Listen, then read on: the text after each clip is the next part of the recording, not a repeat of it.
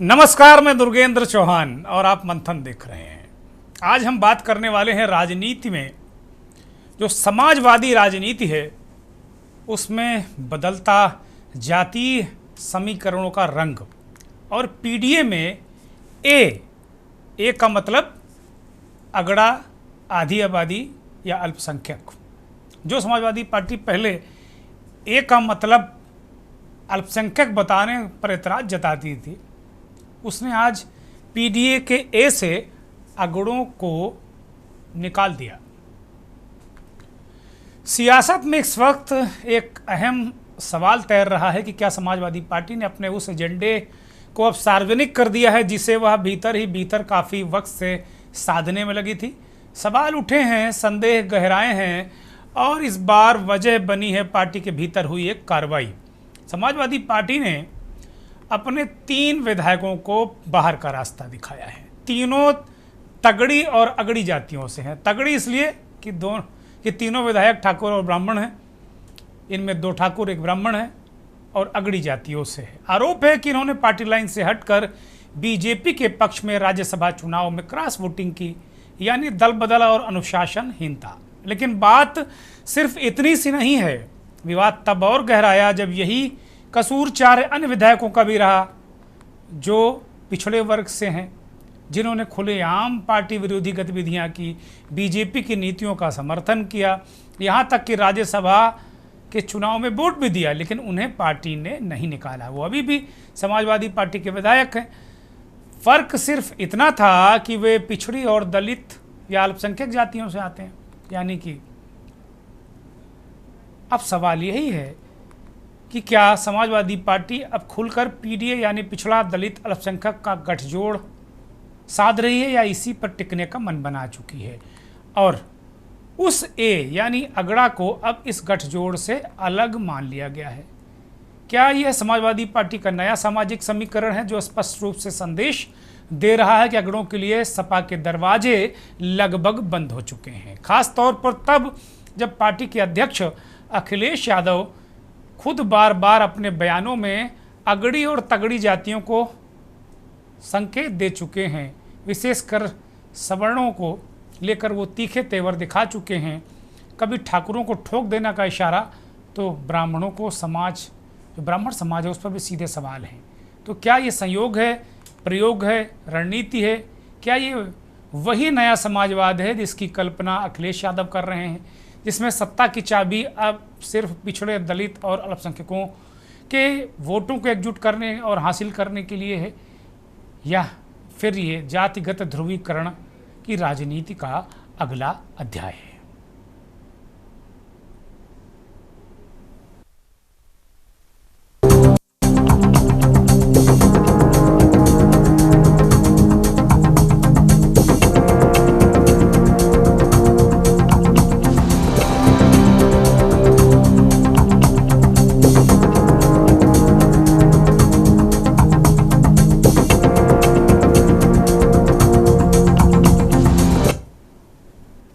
मंथन में आज हम यही सवाल कर रहे हैं कि पीडीए का जो ए है उसमें अगड़ा कहाँ है, जहां पॉलिटिक्स करेक्टनेस के बजाय कास्ट करेक्टनेस की प्राथमिकता समाजवादी पार्टी में बन चुकी है।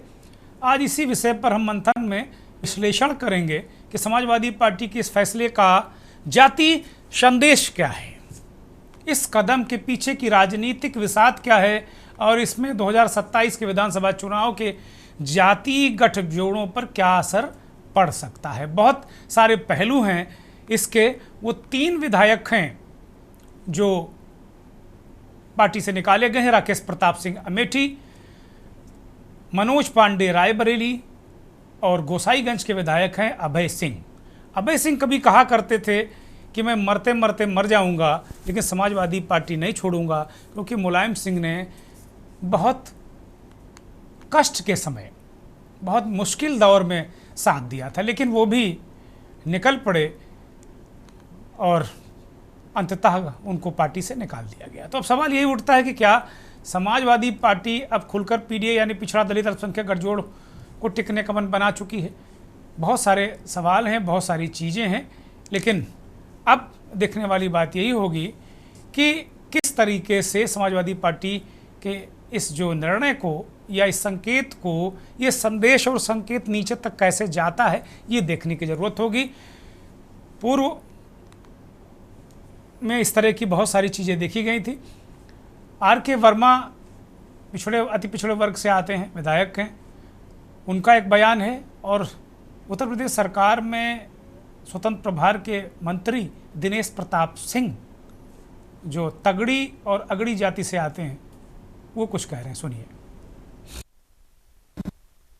देखिए, आप सभी को ध्यान होगा कि जब उत्तर प्रदेश में राज्यसभा का चुनाव था और उस समय समाजवादी पार्टी ने राज्यसभा के चुनाव के लिए व्हिप जारी करने का काम किया था और प्रत्येक विधायक को, एक विशेष प्रत्याशी को वोट देने के निर्देश जारी किए थे। उन परिस्थितियों में इन विधायकों ने, जो समाजवादी पार्टी के सिंबल पर जीत करके आए थे, और मनोज पांडे जी तो उस समय समाजवादी पार्टी के चीफ व्हिप थे, मुख्य सचेतक थे, उन्होंने व्हिप का उल्लंघन करने का काम किया था। इन सभी विधायकों ने पार्टी के व्हिप का उल्लंघन करके भारतीय जनता पार्टी को वोट देने का काम किया था।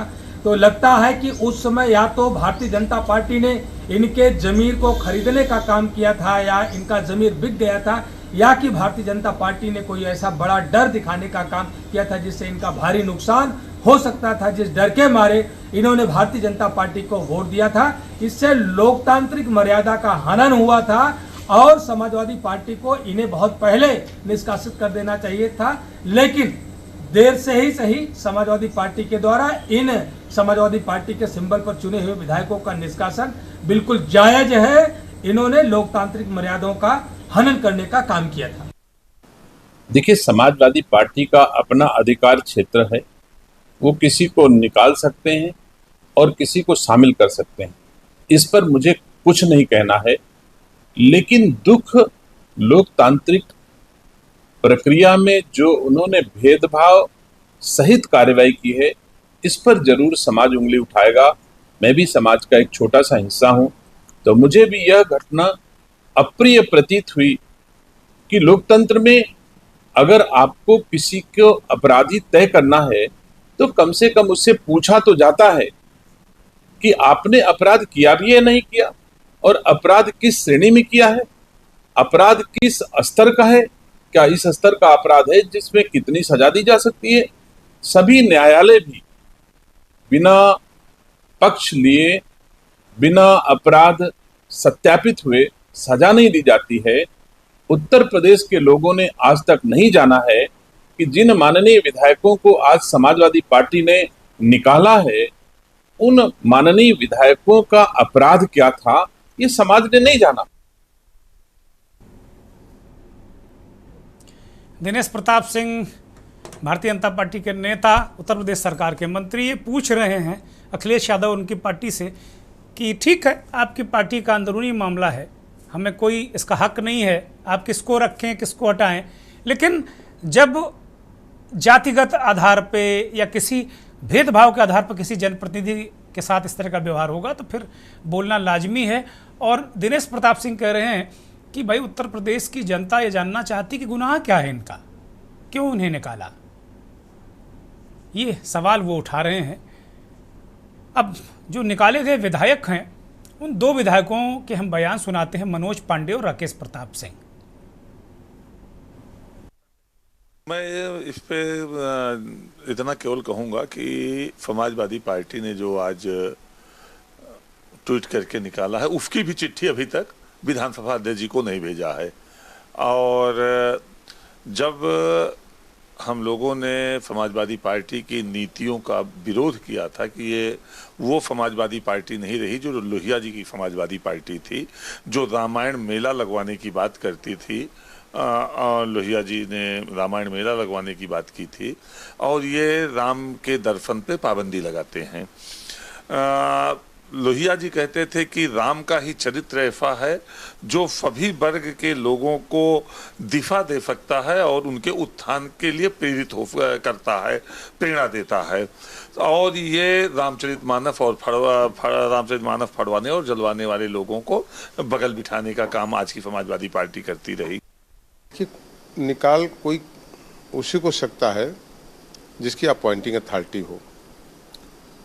ये जग विदित है कि 18 मई 2024 को भारत के यशस्वी गृह मंत्री आदरणीय अमित शाह जी के गर्मामयी उपस्थिति में हमारी ज्वाइनिंग सभा हुई थी, इसमें लाखों लोग थे और ऑफिशियल रूप से हमने समाजवादी पार्टी छोड़कर भारतीय जनता पार्टी की सदस्यता ली थी। विगत 1 वर्ष से हम भारतीय जनता पार्टी के सदस्य हैं और कार्यकर्ता हैं। हमें हास्यप्रद भी लगता है और आश्चर्य भी होता है कि एक पार्टी इतनी गैर जिम्मेदाराना काम कैसे कर सकती है, एक दूसरे दल के व्यक्ति को अपने दल से कैसे निकाल सकती है। जो आपने पूछा तो उसके लिए तो कोई और भी कुर्बानी देनी पड़ेगी, तो हम लोग तैयार हैं। भारत का 130 करोड़ नागरिक, जिसमें 110 करोड़ से ज़्यादा लोग वो सनातन और हिंदू धर्म पर विश्वास करते हैं, उनकी आस्था है। जिस दल का एक व्यक्ति वो भगवान राम के बारे में, प्रभु राम के बारे में आज शब्दों का इस्तेमाल करे और उसके इस्तेमाल के दूसरे दिन उसे पार्टी का राष्ट्रीय महासचिव बना दिया जाए और जब उसके अगले दिन वो रामचरितमानस को लखनऊ की गलियों में जलवाने का काम करे तो उसे विधान परिषद का सदस्य बना दिया जाए। तो दोनों विधायक ये कह रहे हैं कि भाई लोहिया जी रामायण मेला लगवाते थे, राकेश प्रताप सिंह कह रहे हैं, मनोज पांडे कह रहे हैं कि वो निकाल कैसे सकते हैं, भाई हम तो भारतीय जनता पार्टी में हैं, हमें कैसे निकालने का अधिकार आ गया। और राकेश प्रताप सिंह विधायक अमेठी हमारे साथ सीधे जुड़ गए हैं, हम उन्हीं से पूछ लेते हैं कि ये जो निष्कासन है ये संवैधानिक है नहीं है। राकेश जी बहुत स्वागत, बहुत धन्यवाद, बहुत आभार आपका के न्यूज़ को वक्त देने के लिए। कुल मिलाकर ये जो कार्रवाई हुई है आपके साथ वही कार्रवाई हुई है क्या? जो कसूर था उन बाकी जो विधायक हैं 4 उनका भी वही कसूर था और आप लोगों का भी वही, तीनों विधायकों का वही कसूर जो आरोप है, लेकिन पार्टी ने सिर्फ आपको निकाला, उन्हें नहीं। क्या आपको लगता है कि ये जातीय भेदभाव है, जातिगत चीज़ों को ध्यान में रख के कार्रवाई की गई? राकेश प्रताप सिंह नमस्कार। मैं गालिब के जी के एक शेर से अपनी बात को शुरू करूंगा जी। ताउम्र गालिब भूल करता रहा, धूल चेहरे पर थी, आईना साफ करता रहा। वही स्थिति है अखिलेश यादव जी की, वही वो काम कर रहे हैं। मैं केवल इतना कह सकता हूं कि जो वो क्रॉस वोटिंग बार बार हो रही है, राज्यसभा के चुनाव में कोई क्रॉस वोटिंग नहीं होती है जी। इसमें कोई व्हिप नहीं जारी होती है, राष्ट्रपति और राज्यसभा 2 के चुनाव में कोई व्हिप नहीं जारी होती है। अपने आप जो जिसको पसंद हो उसको वोट करे। आज मैं अखिलेश जी से पूछना चाहता हूं कि कार्यकर्ता लाठी खाता है, कार्यकर्ता बूथ पे खड़ा होता है, कार्यकर्ता प्रदर्शन करता है, कार्यकर्ता सड़कों पर आंदोलन करता है, कार्यकर्ता जेल जाता है, कार्यकर्ता सजा पाता है, अपने परिवार की खुशियों को पार्टी खड़ा करने के लिए दांव पे लगाता है। और आप राज्यसभा बनाते हो 5 बार से उसको, जिसका समाजवादी पार्टी के किसी आंदोलन में कोई योगदान नहीं है, झंडे की लंबाई चौड़ाई भी नहीं पता होगी। फिर आप बना देते हो कपिल सिब्बल जी को, जो कांग्रेस के साथ बैठते हैं केवल किसके एक आदमी के कहने पर। फिर आप जयंत चौधरी जी को बना देते हो, जो भारतीय जनता पार्टी के साथ इस समय भारत सरकार में मंत्री हैं। और हद तो तब हो जाती है कि रिटायर्ड आईएएस को, जिसका चेहरा भी नहीं जानते विधायक, सारे विधायक शायद पहचानते ना हो, जो पुराने विधायक रहे होंगे वो शायद पहचाने, जो नए जीत के आए थे वो पहचानते नहीं होंगे, उनको समाजवादी पार्टी के झंडे का कलर भी नहीं पता होगा, समाजवादी पार्टी का संविधान भी नहीं पता होगा, कै परसेंट हरा कै परसेंट लाल है क्या झंडे में, ये भी नहीं पता होगा, और आपने राज्यसभा का कैंडिडेट बना दिया। तो वो कार्यकर्ता को कहाँ जाए? जो कार्यकर्ता हम जैसे विधायकों को चुन के राज्यसभा को में वोट देने का अधिकार देता है, वो कहाँ जाए? वो उसको कब सम्मान मिलेगा? एक विरोध इस बात का था, एक विरोध इस बात का था। दूसरा विरोध इस बात का था कि हम समाजवादी पार्टी में कांग्रेस छोड़ के आए थे, अमेठी की राजनीति करता था, जहां प्रधानमंत्री बनता था या बना देता था जिसको चाहता था, वहां का सांसद, और लोहिया जी को सुन पढ़ के, मुलायम सिंह जी को सुन के अखिलेश जी के ऊर्जावान नेतृत्व पर भरोसा करके आए थे। मैं उस समाजवादी पार्टी में आया था जो जिसमें लोहिया के आदर्शों का लोहा के विचारों को जन जन तक पहुंचा के गरीब कमजोर की मदद करने की बात की जाती थी। लोहिया जी मैंने पहले भी आपके चैनल पे ही बोला था कि वो रामायण मेला लगाने की बात करते थे। वो राम के चरित्र को गरीब, वंचित, शोषित, पिछड़े, दबे, कुचले, बनवासी, गिरबासी के उत्थान का राम के चरित्र को ही माध्यम बताते थे। आप उन्हीं रामचरित मानस को जलाने वाले लोगों को दाएं बाएं बिठा रहे हो, और हद तो तब हो गई कि वो रामायण मेला लगाने की बात करते थे और आप राम के दर्शन के लिए पाबंदी लगाते हो विधायकों पर। कैसे हम आपके साथ खड़े हो सकते हैं? ये सब स्थिति थी। और रही निकालने की बात, तो हम लोग पहले ही निकल चुके थे। आज से राज्यसभा का चुनाव नहीं, उसके 1 साल पहले मैंने बोल दिया था एक धर्म मंच पर गौरीगंज में कि राजनीति रहे ना रहे, टिकट रहे ना रहे, विधायक रहो ना रहो, ऐसे धर्म विरोधी विक्षिप्त प्राणियों का जो हमारा दुर्भाग्य है, जो हमारे दल का प्रतिनिधित्व कर रहे हैं, इनका विरोध करता रहूंगा, चाहे इसके लिए कुछ भी कुर्बानी देना पड़े। उसी दिन अपने आप को इस दल से निकला हुआ मान लिया था। इसलिए कि जब मैं आके राष्ट्रीय अध्यक्ष जी से कहा कि इस व्यक्ति को नोटिस दीजिए जो इस तरह से हमारे सनातन, लाखों लाख सनातन भावना के लोग जो आप समाजवादी पार्टी में आस्था और विश्वास रखते हैं, उनकी भावनाओं पे को आहत कर रहा है, स्पष्टीकरण मांगिए, तो हम ही लोगों को दबा दिया गया। तो इससे ये प्रतीत होता है कि अब ये लोहिया जी की समाजवादी नहीं रही, मुलायम सिंह जी की समाजवादी नहीं रही, पेरियार को मानने वाले लोग समाजवादी पार्टी पर हावी हो गए हैं। राकेश प्रताप सिंह, एक बहुत अहम सवाल है कि क्या समाजवादी पार्टी में अब तगड़ी अगड़ी जातियों की जगह नहीं रही? कभी मुझे ध्यान है मुलायम सिंह जब मुख्यमंत्री बने थे पहली और दूसरी सरकार में भी अच्छे खासे जो अगड़ी और तगड़ी जातियां थी, 10-11 मिनिस्टर होते थे उनकी सरकारों में। लेकिन जैसा कि अखिलेश यादव पीडीए का मतलब, कई बार वो अल्पसंख्यक कहने से बचते थे कि पीडीए के ए का मतलब अल्पसंख्यक, इसमें थोड़ा असहज महसूस करते रहे पिछले दिनों। लेकिन वो इस बात को कहते थे कि ए माने अगड़ा, ए माने आधी आबादी। तो क्या अब इस कार्रवाई के बाद ये मान लिया जाए कि जो ए है उससे अगड़े गायब हो गए हैं या उनके लिए दरवाजे बंद हो गए हैं? राकेश प्रताप सिंह, देखिए, मैं केवल इतना कह सकता हूं कि ये पीडीए के नाम का धोखा जनता के बीच में समाजवादी पार्टी के नेतृत्वकर्ताओं द्वारा डाला जा रहा है।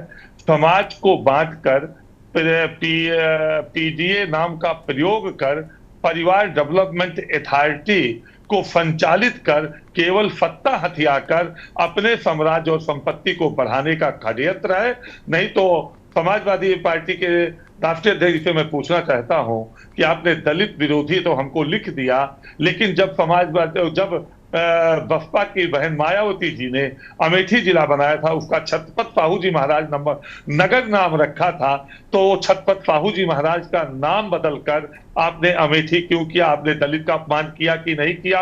आपने जब दलित के प्रमोशन का बिल आपने संसद में रहते हुए फड़वाने का काम किया कि नहीं किया? दलित विरोधी आप हैं कि हम हैं? आप मुझे महिला विरोधी कह रहे हैं, आप हमको सर्व समाज का विरोधी आप अपने विधायकों को कह रहे हैं। जब हम आपके बगल बैठते थे तो हम सब समाज के हितकर थे, सर्व समाज को साथ लेके चलने वाले थे। जब हम राम और राष्ट्र की बात करने लगे तो हम सबके विरोधी हो गए। ये बर्दाश्त योग्य नहीं है। राकेश जी, अभी आप किसी दल में हैं? नहीं, मैं किसी दल में नहीं हूं। जिस दल में था उस दल से पहले ही अपने आप को निष्कासित मान चुका था। आज आधिकारिक तौर से निष्कासन मेरा हो चुका है।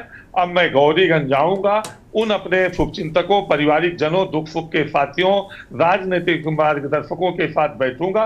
वो जो निर्णय लेंगे, वो जो निर्देश देंगे, वो जो उनका ही निर्णय का सम्मान करते हुए आगे के रास्ते को तय किया जाएगा। एक और बड़ा अहम सवाल है, क्या नया समाजवाद दरअसल जातिवाद का दूसरा रूप है जो एक अलग तरीके की सामाजिक ध्रुवीकरण को जन्म दे रहा है? ये कोई समाजवाद है ही नहीं है, यहाँ केवल परिवारवाद है। समाजवाद की बात तो खत्म हो चुकी है। समाजवाद का मतलब यह है कि मुलायम सिंह उस बात को जानते थे। जब मंच पर मुलायम सिंह बैठते थे तो उनके बगल में जेनिफर मिश्रा बैठते थे, बेनी प्रसाद वर्मा बैठते थे, अवधेश प्रसाद बैठते थे, मोहन सिंह बैठते थे, लालजी राम फुमन बैठते थे, इस तरह से बिजभूषण तिवारी बैठते थे, अमर सिंह बैठते थे, इस तरह के लोग मंच पर, अहमद हसन जी बैठते थे, इस तरह के लोग मंच पर बैठते थे। तो वो पर समाज का मंच होता था, वो समाजवाद का मंच होता है। आज केवल परिवार का है। और मैं एक चीज का उदाहरण आपको इसके लिए दे देता हूं।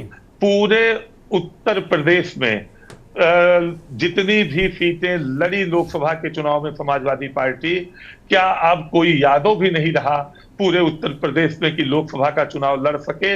इस हैसियत में द्वितीय दर्जे का नागरिक उसको भी बना दिया गया। परिवार के बाहर का लोग को इस लायक नहीं समझा गया कोई एक भी लोकसभा का चुनाव लड़ ले। 5 टिकट यादव लड़े, वो भी अपने ही परिवार के लड़े, कोई बाहर का नहीं लड़ा।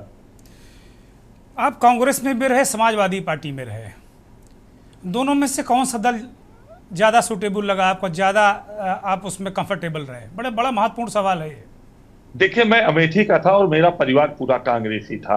राजनीतिक युवा अवस्था जब मेरी आई छात्र जीवन से ही, तभी मैं कांग्रेस छोड़ के पहला व्यक्ति था अपने परिवार का जो समाजवादी पार्टी की सदस्यता ले ली। और वो सदस्यता तब ली थी जब मायावती जी का कोई पत्ता, आज कहते हैं कि पत्ता, ठेका, पट्टा और पैसे के लिए हम चले गए। जब हम समाजवादी पार्टी की सदस्यता लिए थे, आज से लगभग 22 साल पहले, तो मायावती जी का पोटा और फोटा दोनों चल रहा था। उससे बगावत करते हुए, उसके सामने सीना तान के खड़े होकर आज से 22 साल पहले इनके मंच पर जाके और समाजवादी पार्टी की सदस्यता लिया था। उस समय राजा भैया पर पोटा लगा था, अक्षय प्रताप जी पर पोटा लगा था और राजा भैया के पिताजी पर पोटा लगा था। उस बात का विरोध करते हुए हम लोगों ने कांग्रेस से बगावत करते हुए समाजवादी पार्टी उनकी लड़ाई लड़ रही थी, उसके साथ चले गए थे। तो कांग्रेस को बहुत अच्छे से मैं नहीं समझता, इसलिए कि मैं छात्र जीवन की राजनीति वहां करता था। लेकिन समाजवादी पार्टी में मैं ये जरूर कह सकता हूं कि मुलायम सिंह जी की समाजवादी पार्टी और आज की समाजवादी पार्टी में जमीन और आसमान का नहीं, आसमान और पाताल का अंतर है। अगर दोनों में कोई तीसरा विकल्प ना हो तो बेहतर कौन सी पार्टी आपको लगती है? हमको लगता है कि आज भी समाजवादी पार्टी से कांग्रेस बेहतर है। वो सबको साथ लेके चलने का प्रयास करती है। मुझे दोनों में अगर तुलनात्मक अपना विचार कर देना हो तो मैं कांग्रेस को कहूंगा। क्या ऐसी संभावना है कि घर वापसी कर सकते हैं आप? ये अभी भविष्य तय नहीं है। मैं इस पे अभी क्या बताऊं, मैं अभी इस पे बहुत जल्द ही बताऊंगा, आप सबको बताऊंगा।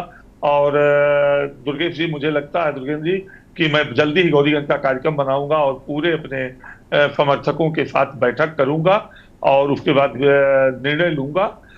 मैं इतना कह सकता हूं कि इतना आपसे वादा कर रहा हूं कि जो राष्ट्र हित में होगा, जो राम हित में होगा, जो सनातन हित में होगा, वही निर्णय लिया जाएगा। बहुत बहुत शुक्रिया हमसे बातचीत करने के लिए। राकेश प्रताप सिंह, समाजवादी पार्टी से आज ही निष्कासित विधायक, वो कह रहे हैं कि अगर 2 दलों में हमें चुनना हो, कांग्रेस और समाजवादी पार्टी में, तो कांग्रेस बेटर पार्टी है, बेहतर पार्टी है। लेकिन वो कह रहे हैं कि हम अपनी जनता से पूछेंगे, गौरीगंज अमेठी से विधायक हैं, और जनता जो बताएंगे, लोग जो बताएंगे वैसा निर्णय लेंगे जो राष्ट्र हित में हो, राम हित में हो।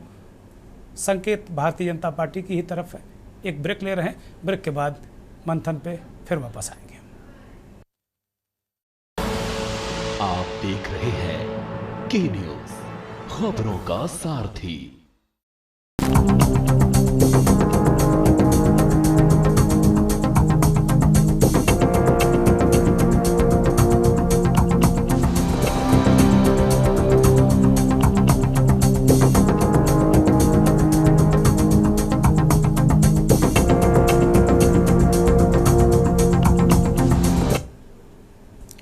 ब्रेक से लौट आए हैं और आज चर्चा कर रहे हैं समाजवादी पार्टी का जो प्लान पीडीए है उसमें ए कहाँ है, ए में अगड़े कहाँ पर हैं?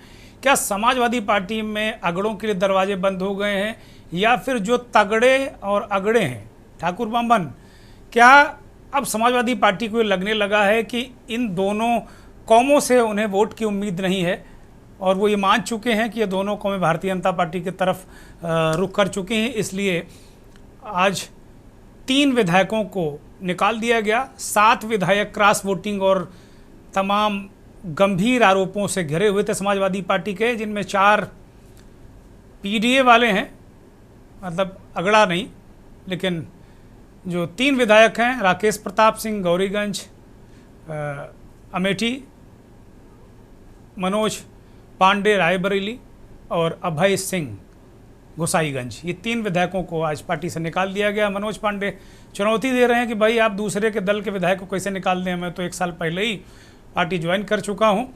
और ब्रेक से पहले हमारे साथ राकेश प्रताप सिंह विधायक थे, उन्होंने कहा कि समाजवादी पार्टी परिवारवादी पार्टी हो गई है। लोहिया के सिद्धांत, जो लोहिया रामायण मेला लगवाते थे, वो उससे हट गए हैं। राम के दर्शन करने पर पाबंदी लगाई जाती है। राष्ट्रीय अध्यक्ष पर भी उन्होंने सवाल किए और उनसे पूछा गया कि कांग्रेस और सपा में अगर उन्हें चुनना हो, तीसरा विकल्प ना हो, तो उन्होंने कहा निसंदेह कांग्रेस बेहतर पार्टी है। मेहमान हमारे साथ कुछ और जुड़ गए हैं। अमरदीप त्रिपाठी, भारतीय जनता पार्टी के नेता हमारे साथ जुड़े हैं। बहुत स्वागत अमरदीप त्रिपाठी, हयात उम्र इस देश के जाने माने वरिष्ठ पत्रकार विश्लेषक, आपका ही बहुत स्वागत है हयात भाई। अमरदीप त्रिपाठी, आपकी तरफ मैं रुख कर रहा हूँ। क्या बहुत ज़बरदस्त तरीके से मोर्चेबंदी अखिलेश यादव पीडीए के जरिए कर रहे हैं, जिससे उन्होंने उन कौमों को संकेत दे दिया है कि भाई हमसे अगड़ों से मतलब नहीं। जैसे आप लोग कहते हैं कि हमें भाई अल्पसंख्यकों का, खासतौर पर मुसलमानों का वोट नहीं चाहिए, उसी तरीके से एक तरीके से, भले ही नहीं कहा कि हमें अगड़ों का वोट नहीं चाहिए, लेकिन संकेत और संदेश अखिलेश यादव का साफ है कि अब अगड़ों से ज़्यादा कोई मतलब रखना नहीं है। और ख़ास तौर पर जो तगड़े और अगड़े हैं, यानी तगड़ी कौम में है, जो ठाकुर ब्राह्मण हैं, उनसे कोई मतलब नहीं रखना। वो मान चुके हैं कि भारतीय जनता पार्टी के ये कौम में वोट करती हैं और हम अपना जो 85 है उसको इंटैक्ट करते हैं, बल्कि अब तो 90 कहने लगे हैं।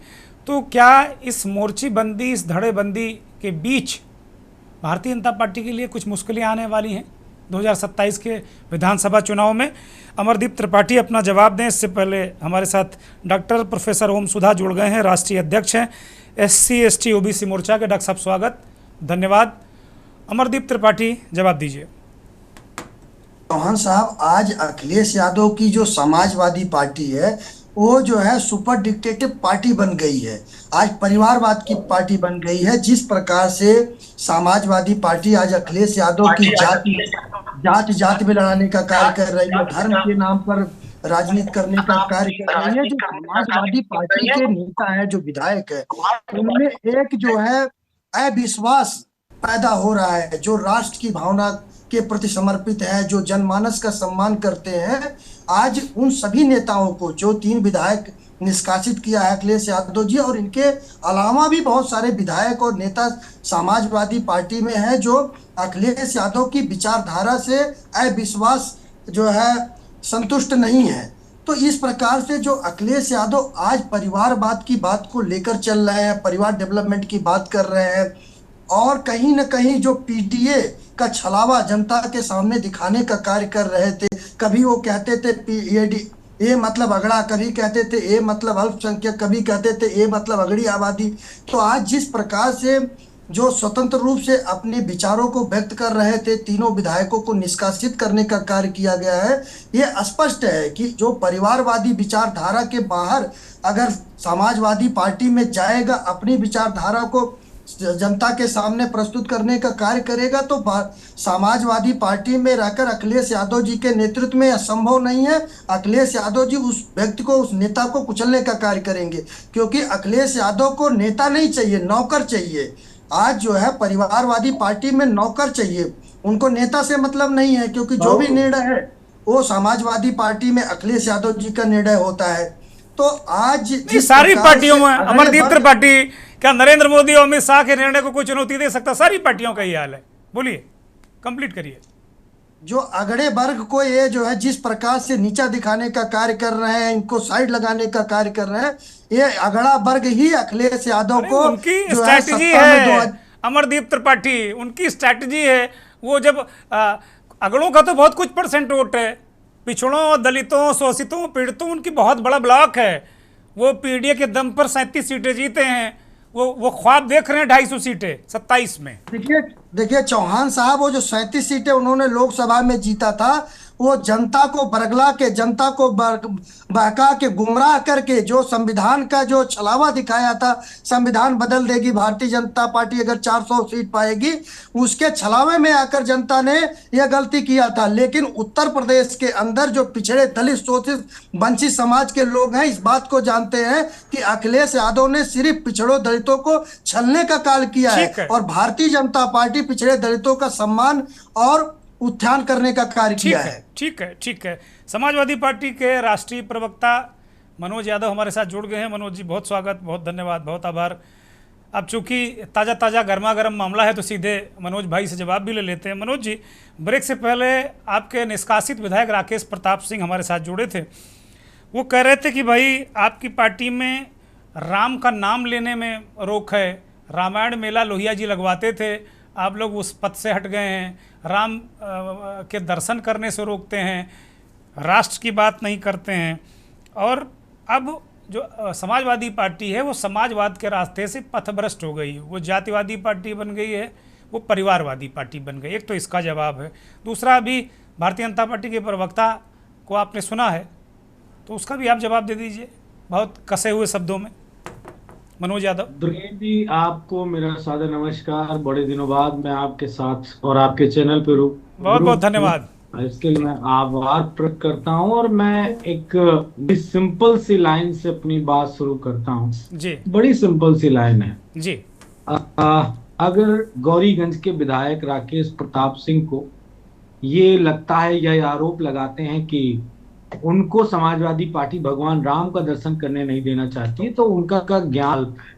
और वो बात मैं बड़ी जिम्मेदारी से कह रहा हूँ, विद प्रूफ कह रहा हूँ।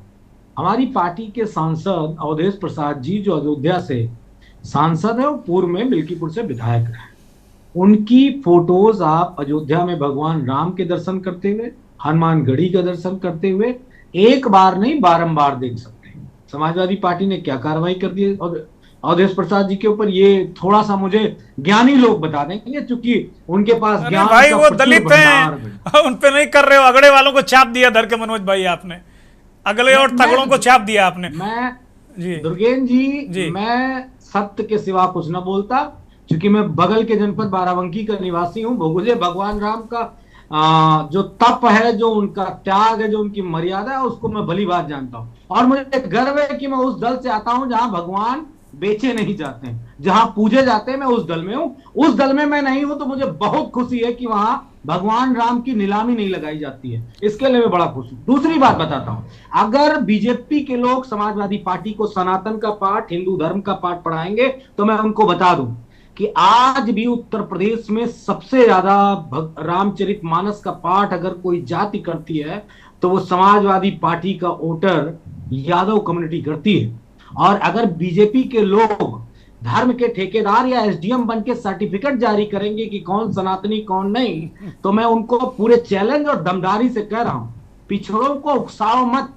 इस देश में पहले भी कई धर्म बन चुके हैं सिर्फ इसी अपमानजनक बात के लिए, चाहे फिर वो बौद्ध धर्म हो, जैन धर्म हो या और भी धर्म जो बने हैं, चाहे सिख धर्म हो। आप लोगों की ये जो मठाधीशी है ना धर्म पे और दूसरों को अपमानित करने की, फिर बटे जाएगा, इतना याद रखिए। मनोज भाई, किसको धमका रहे हो आप? धर्म बन जाएगा। किसको धमका रहे हो ये भी बता दो। दुर्गेन जी मैं अपनी बात पूरी कर लूं, ज्यादा आपके सवालों का ही जवाब दूंगा, लेकिन चूंकि एक फ्लो में हूं इसलिए मैं रुकना नहीं चाहता। मत रुकिए। विधायकों को मैं एक बात कह दे रहा हूं, सनातन जितना तुम्हारा है उससे 100 गुना ज्यादा हमारा है, क्योंकि हमारी संख्या ज्यादा है। वो पीडीए के लोग हैं, वो पिछड़े दलित अल्पसंख्यक समाज के लोग हैं। और अगर आप ये पेटेंट कराओगे और धर्म के नाम पे खेलोगे तो मुंह की खाओगे। और उन विधायक को गौरीगंज वाले जो अभी जुड़े थे उनके लिए एक ही संदेश है, मैं बाकी कुछ नहीं कहूंगा। अगर उन्हें हम रोक रहे तो आज वो स्वतंत्र हैं। मैं उनसे अनुरोध करता हूं इस चैनल के माध्यम से, अनुरोध कहा है, आदेश नहीं दे रहा हूं, बुरा ना लगे उनको। सीधे जाओ, इस्तीफा दो, विधायकी को मारो लात और भगवान राम के यहां जाके झाड़ू पोछा करो, भगवान की सेवा 1.5 साल करो अगर तुम में हैसियत है तो, और फिर आना चुनाव लड़ने। क्योंकि अब तो गए तो पीडीए वाले तो तुमको जो भेजेंगे, जिस तरह भेजेंगे वो तुम सोच भी नहीं सकते हो। 1.5 साल जाओ, भगवान राम की सेवा करके आओ, तब मैं जानूंगा कि तुम बहुत बड़े राम भक्त तो सनातनी हो। अन्यथा सिर्फ मोह माया के चक्कर में भगवान राम को भी बेच रहा हो। और एक रोए थे ये भी जादूगरी वाली बात सुन लीजिए। एक विधायक हमारे फैजाबाद वाले वहां भौ भौ रो रहे थे कि हमको अखिलेश यादव जी ने जिससे उनको जकड़ लिया था, जेल में बंद कर दिया था। जानते उन पे भगवान राम खुश हो गए। क्यों गए थे पता है? मैं बता रहा हूं।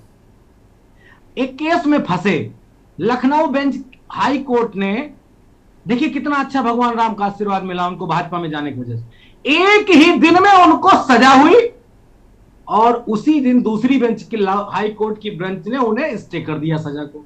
विधायकी भी बच गई, जेल जाने से भी बच गए। तो उनपे तो भगवान राम खुश हैं। अब बचे तीसरे वाले जो यहाँ ऊंचा हार वाले हैं, उनका हार कुछ ज्यादा ऊंचा। अरे वो तो कह रहे हैं क्यों भाजपा में है मनोज भाई। अरे मनोज भाई वो कह रहे हैं कि हमको तो हम भाजपा में हैं, क्या वो अखिलेश यादव भाजपा में आके हमें निकाल देंगे क्या? है तो गजब कार्रवाई कर दी इन लोगों ने। वो कह रहे हैं हम तो भाजपा में, हमें कैसे निकाल सकते हैं? दुर्गेन जी, आपका चैनल उत्तर प्रदेश के बुद्धिजीवी लोग देखते हैं और पैनल में भी बहुत अच्छे लोग हैं। भाजपा की बात मैं किनारे कर देता हूं, उनकी बात नहीं, और आप तो बड़े बुद्धिजीवी। विधायक बनना एक बात है और विधायिका की जो कार्य पद्धति है उसको समझना दूसरी महत्वपूर्ण बात। एक विधायक अगर किसी पार्टी से बगैर इस्तीफा दिए चला गया है तो वो किस पार्टी का विधायक कहलाएगा? और अगर किसी पार्टी ने उसको निकाल दिया है तो उसकी सदस्यता बच सकती है। क्यों? क्योंकि उस पार्टी ने उसको निकाला है। और अगर आप किसी पार्टी से इस्तीफा देके जाते हो तो आपकी विधायकी चली जाएगी।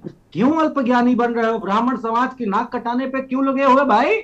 ऊंचा हार वाले विधायक जी, कम से कम ब्राह्मण। आपने सचेतक बनाया था, आपने सचेतक बनाया था, आपने अध्यक्ष बनाया था ब्राह्मण सभा का, आपने ब्राह्मण सभा का अध्यक्ष बनाया था, आपने सचेतक बनाया था। अगर उनको जानकारी नहीं थी विधायी व्यवस्था की, सचेतक कैसे बना दिया था भाई आपने? देखिए वो आरएसएस के वो थे, क्या बोलते हैं, मुखबिर थे, मुखबरी करते थे। आरएसएस की बात इधर बताते थे कि आरएसएस ये कर रहा है, आरएसएस वो कर रहा है। अब आरएसएस ने कितना अच्छे से एक्सेप्ट कर लिया। मुझे तो बड़ा कौतूहल लगता है मन में कि वो पता नहीं, अब तो ये लगता है कि वो हमारी मुखबरी कर रहा था, यानी कि वो दुय्यम दर्जे का हमारी पार्टी का कार्यकर्ता था जो डबल गेम खेल रहा। खैर, मैं तो इतनी प्रार्थना करूंगा कि अब ये सब जाएंगे इस्तीफा देके और भगवान राम की सेवा करेंगे। मनोज भाई मैं लौटूंगा, जरा बाकी दो मेहमानों को भी चर्चा में शामिल कर लूं। प्रोफेसर डॉक्टर ओम सुधा, इस कदम को लेकर एक तरीके से एक नैरेटिव सेट किया जा रहा है। अब ये समाजवादी पार्टी की तरफ से भी नैरेटिव सेट किया जा सकता है और जो समाजवादी पार्टी के विरोधी हैं वो भी इसको सेट कर सकते हैं कि ये मैसेज अगड़ों में दो कि समाजवादी पार्टी अगड़ा विरोधी है। अभी मनोज यादव ने कहा कि भाई पीडीए का मतलब पिछड़ा, दलित, अल्पसंख्यक। पहले मुझे अच्छी तरह ध्यान है, कई प्रेस कॉन्फ्रेंस में अखिलेश यादव से पूछा गया तो वो कह रहे थे पिछड़ा का मतलब एक का मतलब आधी आबादी, एक का मतलब अगड़ा भी, और बहुत धीरे से कहते थे अल्पसंख्यक। मतलब 1.5 साल पहले की बात है, लेकिन अब सिर्फ और सिर्फ अल्पसंख्यक। तो क्या ये अखिलेश यादव ने एक इंटैक्ट एक संदेश दे दिया है कि भाई हम आपके ही हैं, बाकी हमें कुछ नहीं चाहिए? डॉक्टर ओम सुधा, अनम्यूट करिए।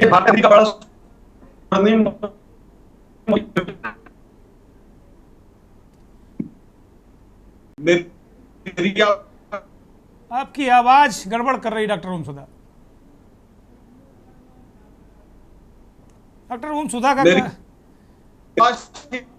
नहीं, ऑडिबल नहीं है आप। मैं ये सवाल हयात उमर को टॉस करता हूं। हयात उमर, इस पर आप जवाब दीजिए। डॉक्टर ओम सुधा का ऑडियो ठीक किया जाए, नहीं तो फोन पर जोड़ दिया जाए उनको। हयात उमर, एक अपनी बात शुरू करने से पहले आप सभी लोगों का ध्यान जो है, मैं एक खबर की तरफ आकर्षित करना चाहूंगा। जरूर। कि इटावा में एक यादव जाति के कथावाचक जो राम कथा कह रहे थे, उनको आज ब्राह्मणों ने पीटा, सर मुंडवाया, चोटी काट ली, उनका सर मुंडवाया और उनसे जमीन पर नाक रखवाई। अब ये हमारे समाजवादी पार्टी के प्रवक्ता ही बैठे हुए हैं, वो भी इस पे अपना शायद रिएक्शन देना चाहेंगे और शायद हमारे जो भाजपा के प्रवक्ता हैं वो भी रिएक्शन देना चाहेंगे। देखिए, बहुत स्पष्ट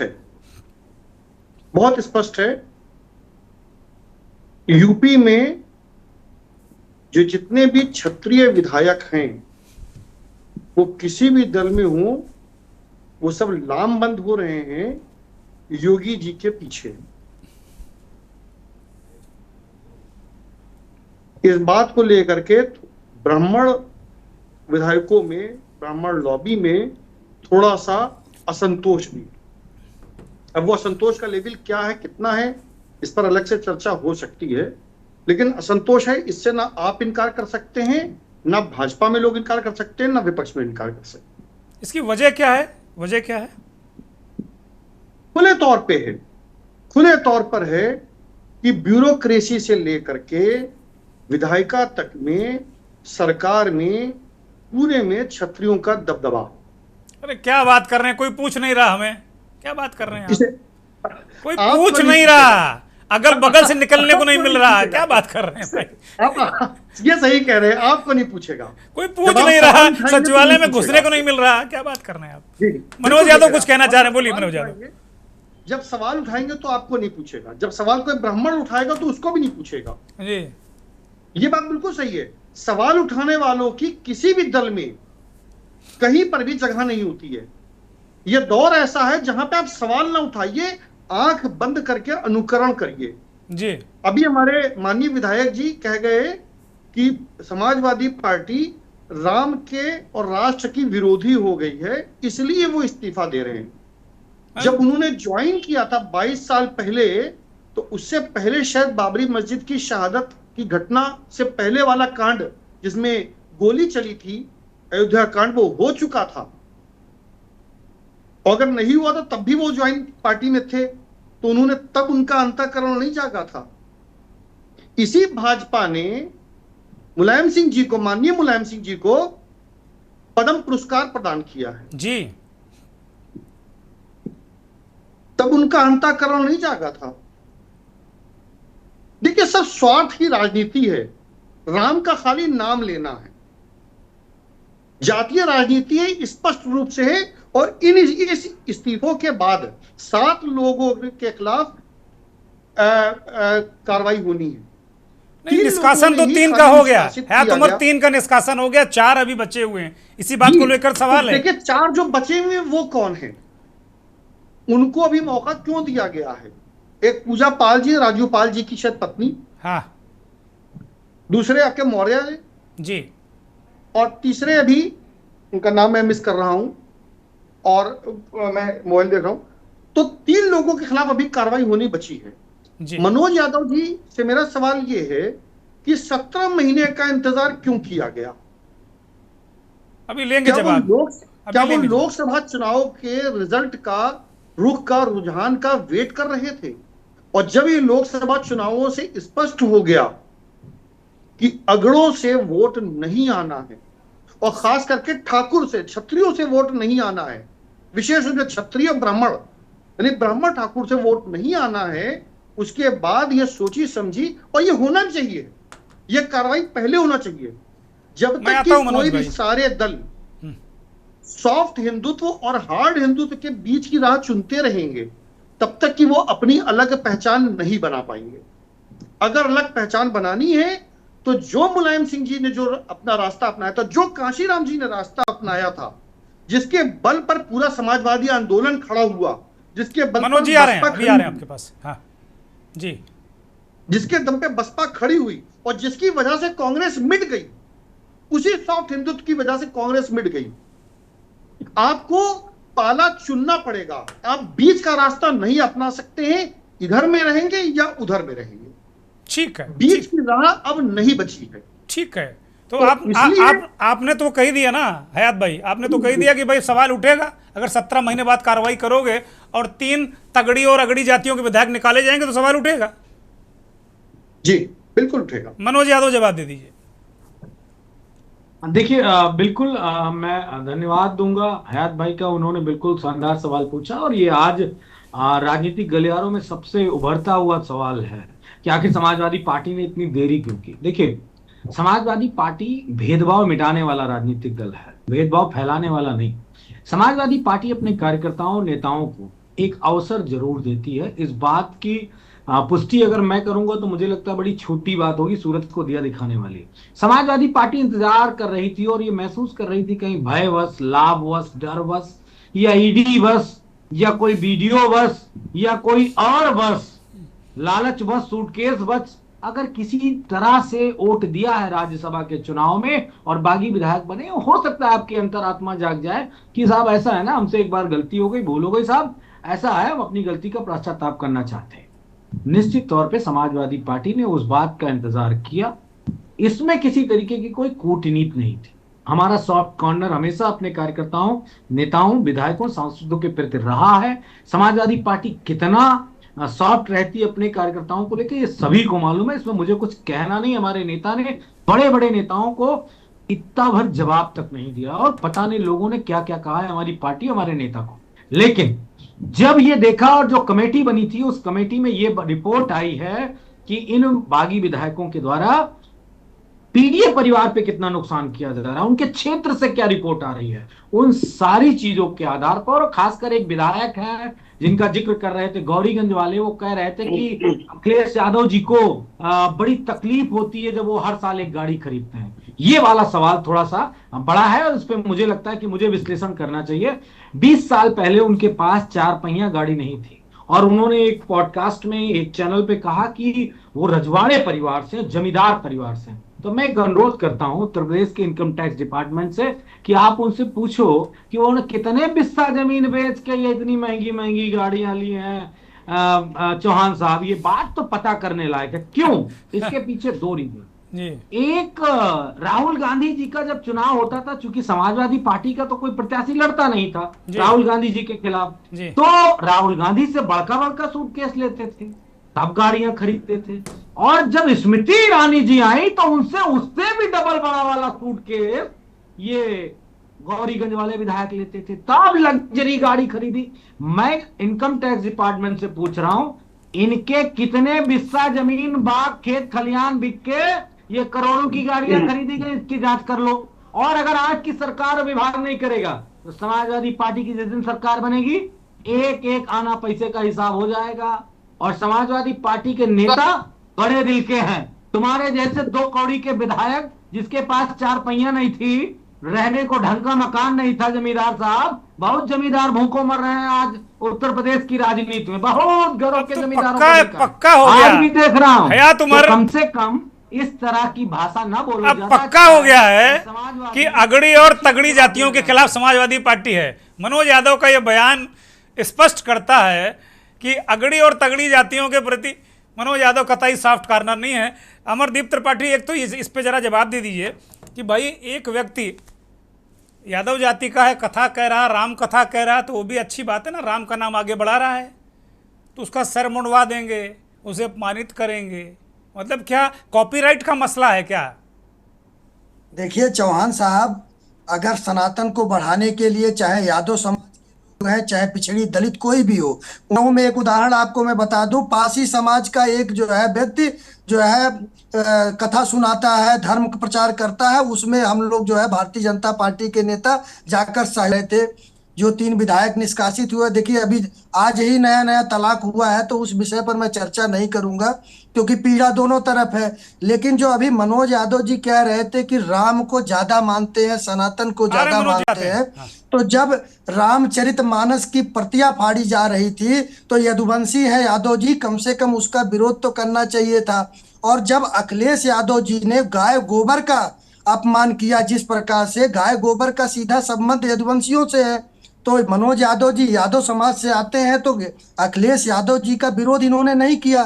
तो स्वार्थ बस राजनीति कौन कर रहा है, कौन जाति बस राजनीति कर रहा है, कौन समाज बस कर रहा है, ये सोचने की बात है। ठीक, बोलिए मनोज यादव, जल्दी से बोलिए, फिर मैं खत्म करूंगा। ये बिल्कुल बड़े अच्छे सवाल कर लिए, दोनों बातों का जवाब मैं दे दूं। एक तो गाय गोबर जो है ना, हमारे यहाँ यादवों के यहाँ गाय का जो गोबर होता है उसको उपले बनाने के काम आता है, खेत में डालने का काम आता है। आप गोबर रोल बना खाओ, ये आपको मुबारक हो, हमें नहीं मुबारक है। और गौमूत्र का भी जो इस्तेमाल है वो खाद तक ही सीमित है, उसके अलावा समाजवादी पार्टी के लोग गाय गोबर का इस्तेमाल नहीं करते। आप करो, हमें आपको से कोई परहेज नहीं। दूसरी बड़ी बात, आप अगर किसी हिंदुत्व का स्केल बड़ा दिखाना बताना चाहते हो, तो एक यादव अगर कथा कहता है, राम कथा कहता है, भगवत कथा कहता है, भगवान कृष्ण की लीला सुनाता है या सारे धार्मिक कार्यों को करता है, तो उसका आप ब्राह्मण होके आप उसका नाक रगड़ाओगे, उसका मुंडन कराओगे? तो इतना याद रखो, जिस दिन ये यदुवंश ने कथा सुनना बंद कर दिया ना, भूखों मर जाओगे। आज ये भी तो और बता रहा हूं बड़े दावे से। और खतरनाक है। भूखों मर जाओगे। भाई दान मनोज जी, देना बंद कर ये दिया ना तो ये तो भूखों मर धमकी जाओगे। है 14 भाई, ये तो सीधे में। सीधे धमकी है। नहीं, मैं इनके ये तेल तो पानी धमकी करने नहीं बैठा हूं है, दुर्गेश इससे जी। तो और विघटन मैं- होगा समाज मैं में। कहता हूं इनका तेल पानी नहीं करेंगे, हम कथा सीख लेंगे। आपसे फिर कथा नहीं होगी अगर आप इस तरह की बातें करोगे, किसी का अपमान करोगे। चलिए कथा पे हम इतना डिबेट याद कल कर रखिएगा। लेंगे, कथा पे डिबेट कल कर लेंगे। बोलिए अमरदीप जल्दी से, फिर मैं हयात के पास जाऊंगा। अमरदीप बोलिए। अब हमने कहा कि जो भी हिंदू समाज से आता है सनातन को बढ़ाने के लिए कथा करता है, कुछ करता है, धर्माचार से संबंधित कोई कार्य करता है, उसका सम्मान होना चाहिए। लेकिन जो यादव जी जिस प्रकार से ब्राह्मणों को धमकी देने का कार्य कर रहे हैं, मैं इनको बताना चाहता हूं, आप कथा करिए ना करिए, आप हिंदू धर्म को मानिए ना मानिए, आप सनातन को मानिए ना मानिए, अगर आपको वोट बैंक की राजनीति करनी है, जालीदार टोपी पहन के मस्जिद में जाके नमाज पढ़ना है तो जाके पढ़ सकते हैं। जैसे आपके नेता अखिलेश यादव जी, आपके नेता अखिलेश यादव जी को गाय और गोबर से बदबू आने लगी, आपको भी आ सकती है, तो नमाज पढ़िए और जो है जालीदार टोपी पहनिए, उसके लिए कोई मना नहीं कर रहा है आपको। बोलिए मनोज यादव। मैं दुर्गेन सुनो, वो जो प्रसून कौन जोशी था जो पकड़ा गया था टनों गौ मांस का, जिसकी हाई कोर्ट से जमानत भी हो गई, हमको ना बताओ गाय गोबर के बारे में त्रिपाठी जी। हमने स्पष्ट शब्दों में आपको बता दिया है कि अगर यादवों से और खासकर पिछड़ा समाज और दलित समाज से पंगा लोगे तो धर्म तुम्हारा धाए से रह जाएगा। इतना याद रखना, टीवी पे सोच समझ के बोलना। कथा हम ही सबसे ज्यादा कराते हैं आज भी, और तुम दान लेने वाले, हम दान देने वाले हैं। चलिए हम लोग इस पर चर्चा करेंगे। हयात उमर के पास जाते हैं। ठीक है मनोज यादव, मेरा निवेदन है कि शब्दों का इस्तेमाल संभल के करें, शब्दों का इस्तेमाल संयमित होकर करें। ये डिबेट कथा में चली जा रही है, बात हम पीडीए की कर रहे हैं, अगड़े की कर रहे हैं। मनोज यादव कल कथा पे बात कर लेंगे, आज इस पे खत्म करते हैं। हयात उमर, क्या समाजवादी पार्टी को लगता है कि हम इस लाइन पर चल के या एक संदेश दे के पिछड़ों को, दलितों को, क्या 27 में जो प्रतिफल इन्होंने अभी 24 में लिया, क्या वो आपको इनकी तरफ वो वर्ग झुकता दिख रहा है? देखिए 3 कोर इशू होंगे जी। 27 के चुनाव में 3 कोर इशू होंगे जी। इसमें प्रमुख कोर इशू होगा पीडीए।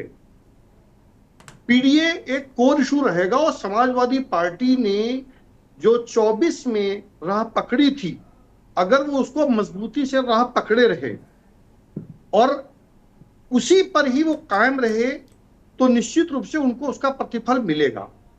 देखिए ये सब लोग जान रहे हैं कि भाजपा सरकार में जो पिछड़ा के प्रति प्रेम है वो किस प्रकार का प्रेम है, दलितों के प्रति जो प्रेम है किस प्रकार का प्रेम है, और वास्तव में सत्ता का, सरकार का लाभ कौन जातियां उठा रही, ये सबको पता है। और आप जो कहते हैं कि ब्राह्मणों में असंतोष क्यों है, ब्राह्मणों में भी इसी बात को लेकर असंतोष है, लेकिन कमोबेश उनके सामने ऑप्शंस नहीं है, ब्राह्मणों के पास ऑप्शंस नहीं है। लो अखिलेश यादव ने भी दरवाजे बंद कर दिए।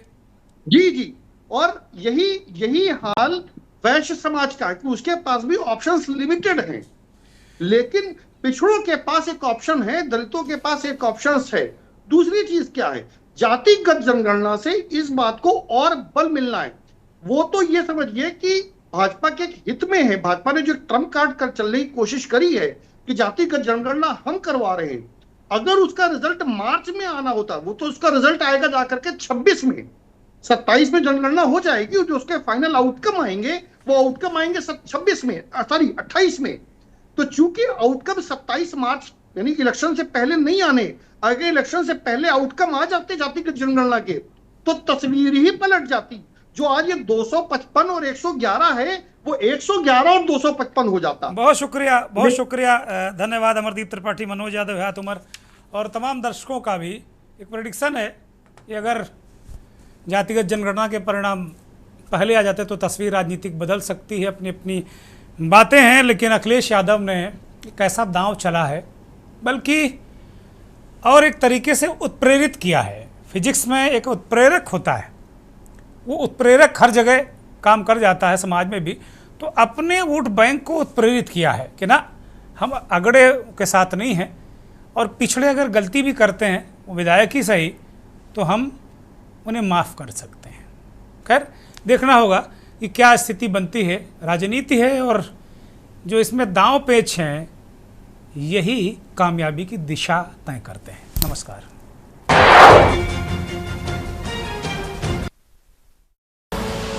आप देख रहे हैं के न्यूज़, खबरों का सारथी।